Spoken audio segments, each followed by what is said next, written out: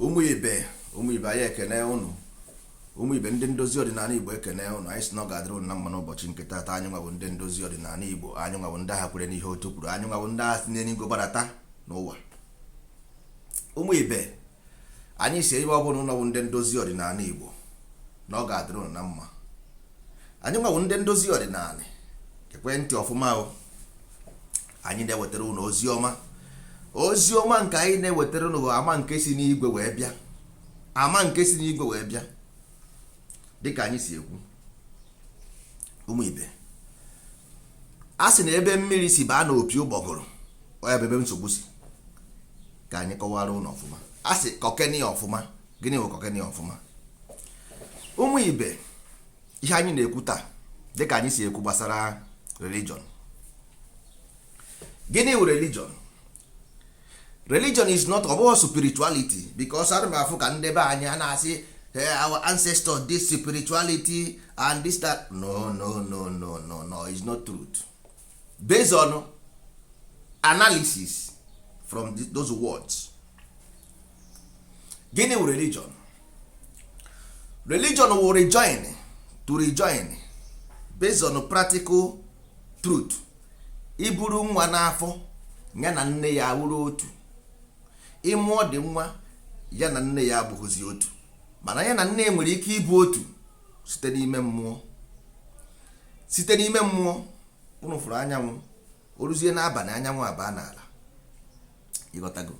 So mgbe a mụrụ gị na nne gị eseparate.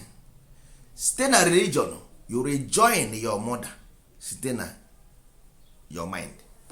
Or ya religion, simple, which is based on moon, ọnwa. Religion based on ọnwa. Na-ege ntị. Tradition is based on anyanwụ. Religion simple means rejoin. Nothing more, nothing else. And if you do religion based on faith, ịbago n'akụkọ. Based on belief, ịbago n'akụkọ. Based on hope, ịbago n'akụkọ. And based on worship, ịbago n'akụkọ. Those things, they are definitive, descriptive words. You mara ihe ha mean. Faith means okwukwe. Gịnị ka ị kwere na ya? You see? Gịnị ka ị kwere na ya? Isi all Christ. Baseless. Ịbago n'akụkọ. Christianity simple means spirituality. Why? Based on ihe akwụkwọ nsọ ha kwuru. Ọ sị na Christ bịara to remove the whole sins of the world. Sins bụ gịnị? Cause and effect. You got to go, which is na-akpọ karma. Ọ ya bụ sins of the world. Nje kere ụwa. Mana the same akwụkwọ nsọ ha sị gị before Abraham, Jesus was.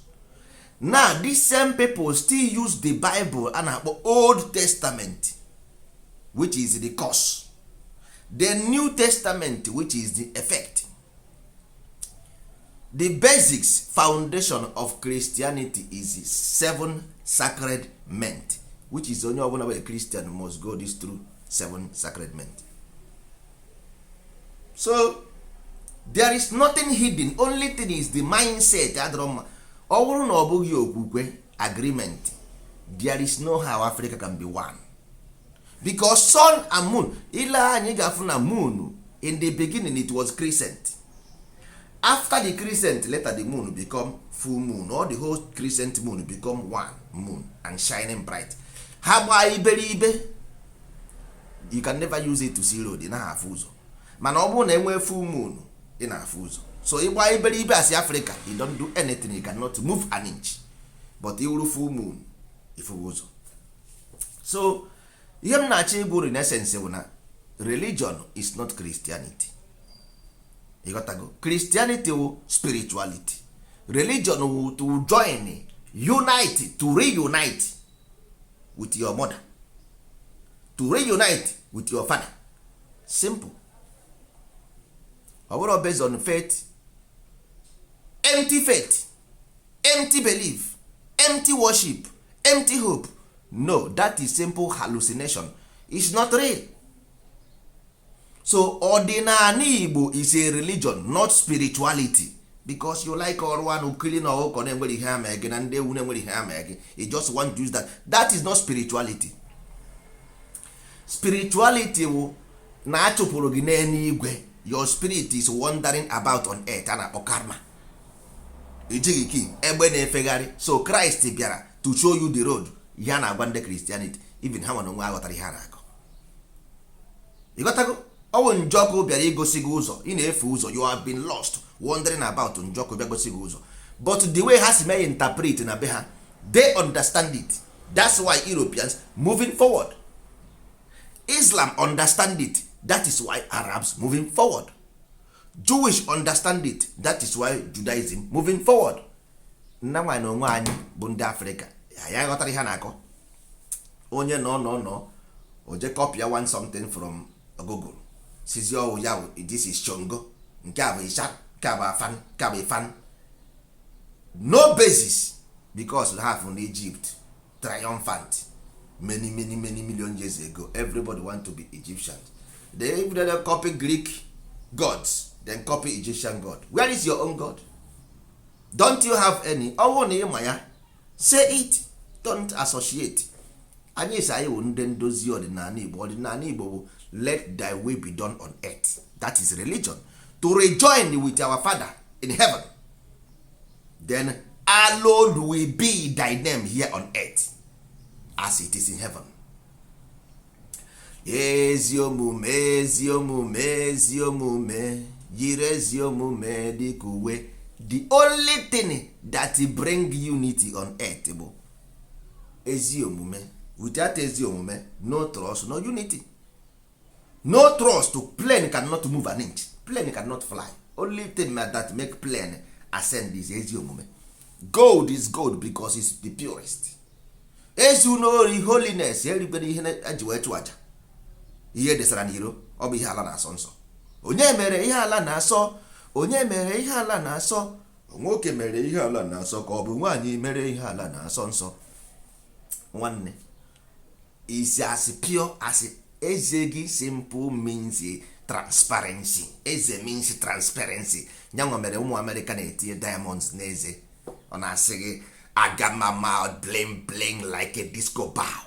Ọ sị gị aga my mouth bling bling like a disco ball. Simple, because ndị na-ede those music in America, all of them bụ occult men.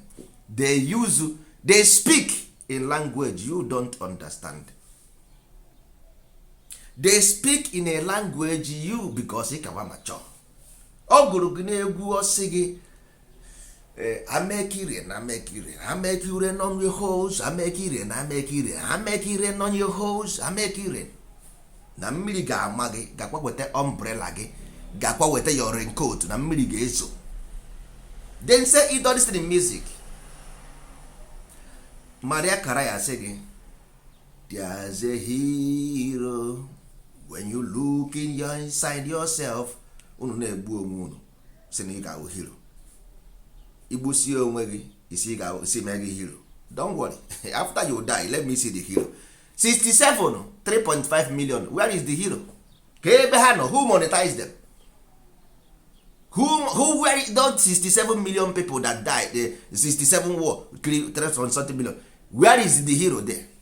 Azaghị na ị ga-awụ hero kịta ikwere. A sị gị there's a hero. If you look inside yourself, you will find the hero. Look in the mirror and see the hero yourself. Ndị okoko. Religion will unite. Ndị anyị nwa ndị ndozi ọdịnala Igbo. Anyị anaghị eme spirituality. Spirituality is within religion. Law of cause and effect still remain. Anyị anaghị ewepụ ya. We don't remove it because we did not create it. Njọ ekere ụwa still there. We did not create it. Njọ ekere ụwa means cause and effect. So it's the beginning. You gotta go. So rapụ na all those nonsense unu na-akọ. Since unu also Christ bịara save sie gị, nwụcha n'ihi gị, ka ezighi na-agara confession every Sunday na nke fara. Then why are things not working properly? Ka ihe mere ihe anaghị aga ọfụma. At the end of the day, you stay crying, waiting for Messiah. Nke ọ bịara abịa oji anya ọma na Christ na-abịa ọzọ na-abịa ọzọ. Nke ọ bịara abịa oji anya ọma na ọ sị unu gburu ya egbu. Ọ ga na-abịakwa ọzọ. Onye ha abịazi nwanne. So simple as ABCD. for Christianity, understand ihe ha na-ekwu ebe ahụ, you will live better as a Christian. But the problem bụ you don't understand it. Ipiri na agwọ na-ekwu okwu. How can a snake speak? How can a Christ die for you? Nna anyị namakwa ihe. He did not die for you. You are the hero yourself. If you understand what they say in Christianity, you will be a good Christian. The issue is your mindset is not good. You don't understand what I'm saying. If you are Muslim, if you understand what Quran is saying, you will be a good Muslim. You don't understand. That's why you are a bad Muslim. If you were Jewish, a Judaism, if you understand what the Torah say, you will be a good Judaism. But you don't understand what they say. That is the case. So ọ kara gị mma na ị bịara na ndozi ọdịnala Igbo jebido nta akara n'isi, jebido nta akara ndị mbụ akụziere gị ihe a na-eme, isoro mebe ihe a na-eme. Mụnwa agaghị akụziri gị ihe ndị Kristian na-eme, mụnwa agaghị akụziri gị ihe ndị Islam na-eme, mụnwa agaghị akụziri gị ihe ndị Judaism na-eme, but aga m akụziri gị ihe ndị ọdịnala Igbo na-eme. It's as simple as that. Onye ọbụla nyere akpa ya, nkụ dị na mba na-eghere mba nri. Enwere ihe ị nwere ike ime n'ụwa na ki ọbụla nwere ihe eji agbape ya. Then padlock ọbụla nwere ki eji agbape ya. There is no nwere ihe ị nwere ike imegide ana Igbo adị mma without the key eji agbape ya. Ezigwe Chukwu meghere anyị ụzọ nke igwe. Ezigwe Chukwu meghere anyị ụzọ nke igwe. Ihe forever gate.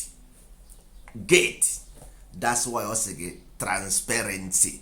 Agamama bling bling like a disco ball. Ihe mbu n'ọnụ bụ ọkụ. Listen to it. Your light will shine.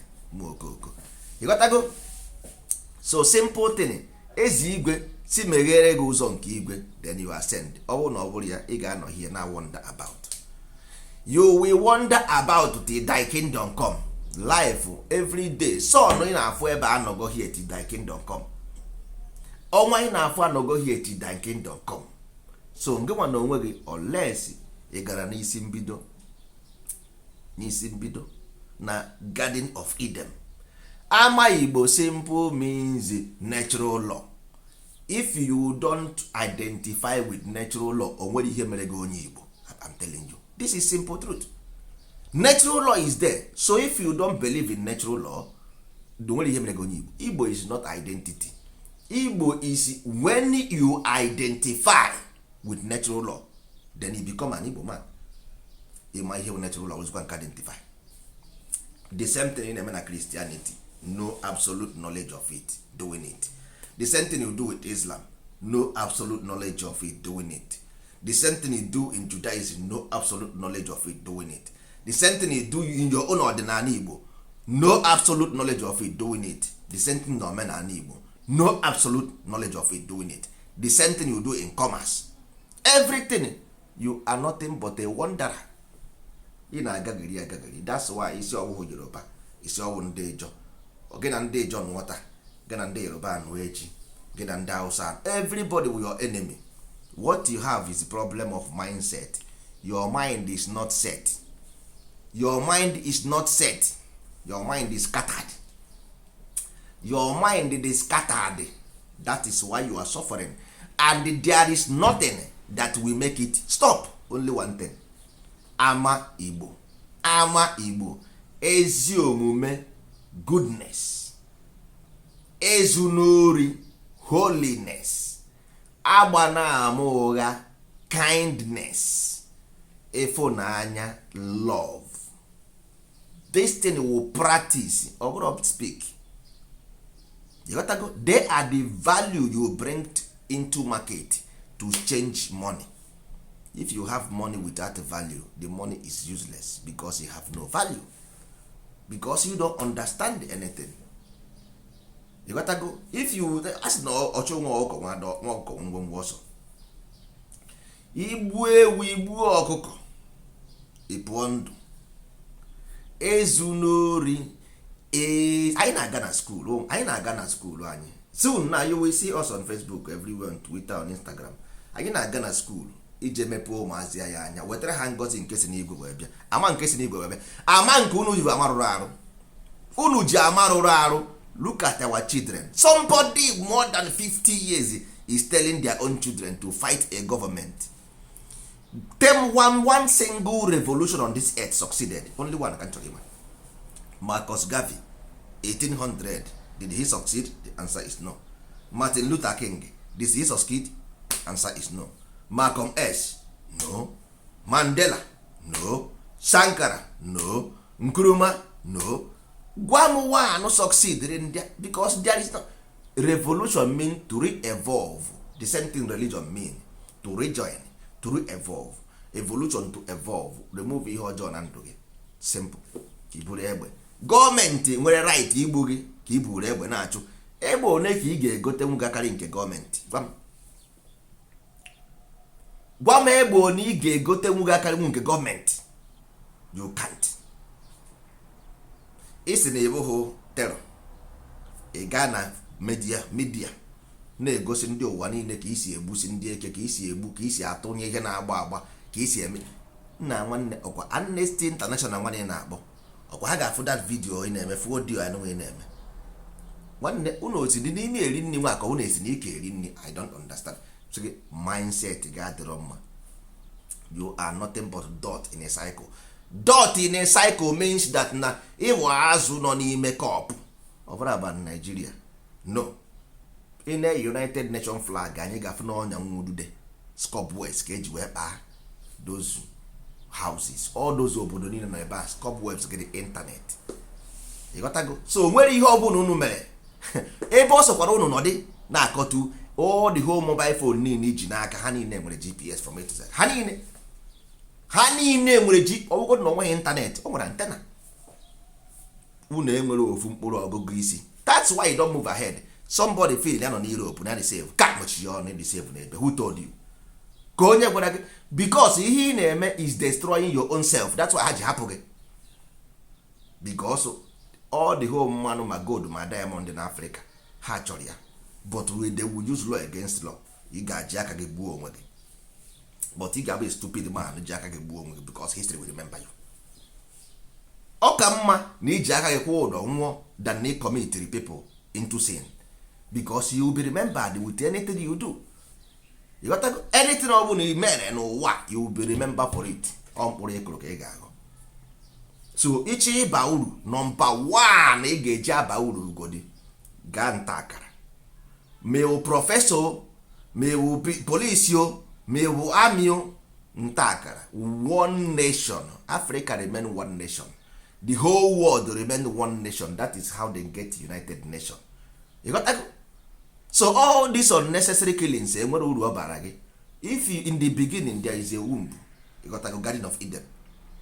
Human being anọrọ there. There was no problem until human being was created. You have a problem. That means there is something human being lack.